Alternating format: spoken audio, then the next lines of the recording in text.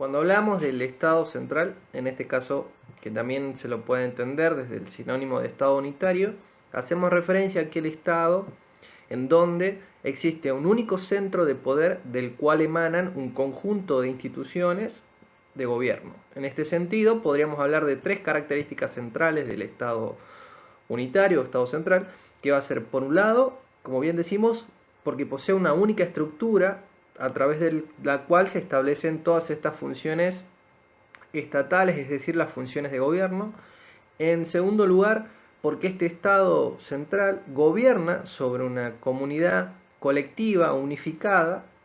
y porque a su vez también el Estado central se caracteriza no solo porque gobierna una comunidad unificada, porque gobierna desde un único centro de poder, sino porque territorialmente no admite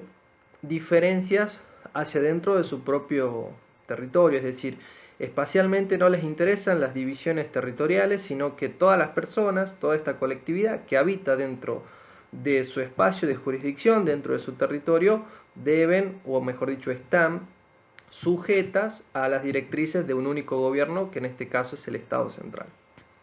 Uno de los conceptos de los cuales se desprende el Estado central o con los cuales se lo asocia constantemente es el concepto de centralización, y en contraposición al mismo hablamos de descentralización.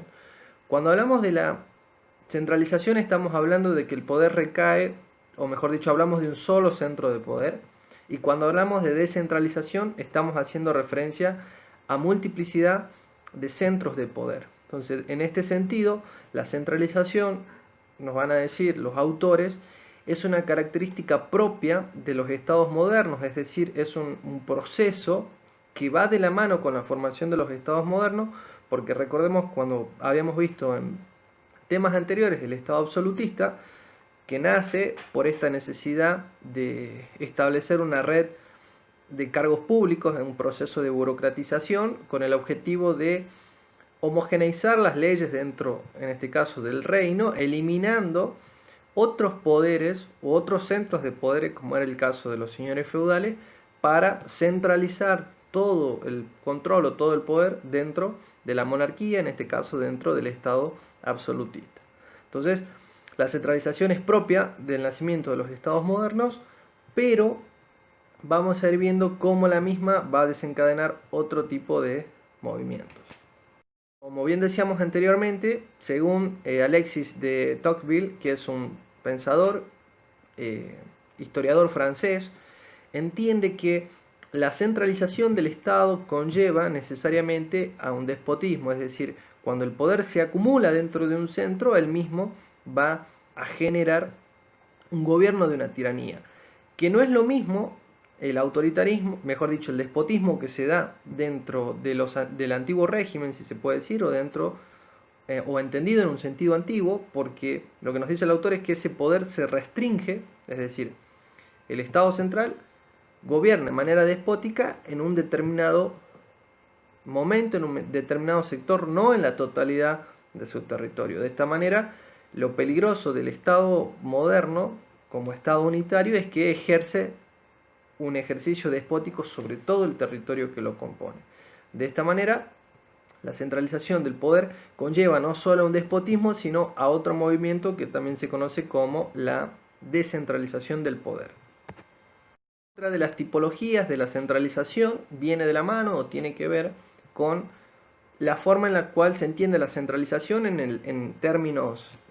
territoriales y en términos humanos. Cuando hablamos de la centralización en términos humanos es un poco lo que veníamos hablando al comienzo, que en realidad el Estado central gobierna sobre una comunidad unificada. Es decir, no tiene en cuenta diferencias raciales, étnicas, religiosas, sino que gobierna sobre todo el territorio. Y por otro lado, justamente territorialmente al Estado no le interesan las divisiones que se producen hacia adentro de su territorio, porque el Estado central entiende que su poder está completamente justificado sobre todo el territorio, sobre todas las personas y obviamente desde un único centro de poder.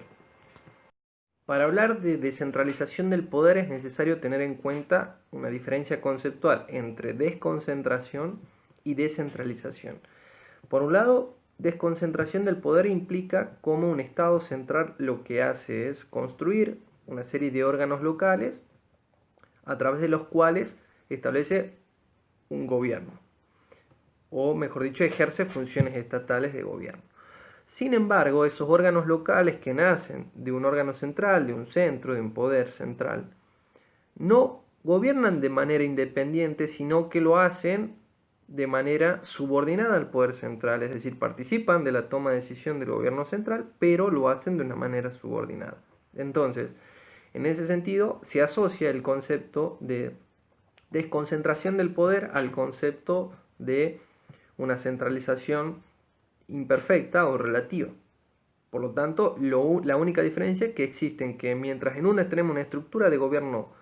sólida, una única estructura de gobierno, en la desconcentración del poder se desconcentra el poder, la capacidad de decisión a otros órganos, pero no dejan de depender de un órgano central. Ahora, el concepto de descentralización del poder ya implica que existen, como bien decíamos al comienzo, otros centros de poder. No hay un único centro, sino que existen diversos centros de poder. Hablar entonces de descentralización del poder implica hablar de Estado federal. La autora como Vanessa Koch nos van a plantear la necesidad de pensar el federalismo como un proceso histórico, es decir, no solo como una relación que se da entre diferentes estados que forman un Estado federal, sino también como un proceso histórico que varía según justamente el contexto, que varía según las comunidades y que adopta diversas formas de acuerdo al lugar desde donde se lo mire. Pero en este caso el federalismo y la formación del Estado federal plantea un elemento importante que es la Constitución. La Constitución, como este texto que garantiza la unidad de toda una colectividad de individuos que habitan dentro de un territorio, plantea una doble garantía, porque la Constitución plantea por un lado la independencia de este Estado federal, la capacidad o la legitimidad de un gobierno central dentro de ese Estado federal, por un lado, y plantea otra garantía, que es la garantía de los gobiernos de los Estados miembros que forman parte de ese Estado federal. En ese sentido, hay un problema con el federalismo que es tratar de conciliar la unidad, es decir, como todos los Estados miembros forman parte de un solo Estado federal, garantizar la unidad, pero a su vez también garantizar el equilibrio de poder entre los Estados miembros y el poder central. Cosa que nos dice la autora, no se da en un Estado central o en un Estado federal. ¿Por qué? Porque las decisiones de gobierno se las toma desde un solo centro. Entonces estas son las maneras de pensar esta dicotomía que se da entre un Estado central y un Estado federal.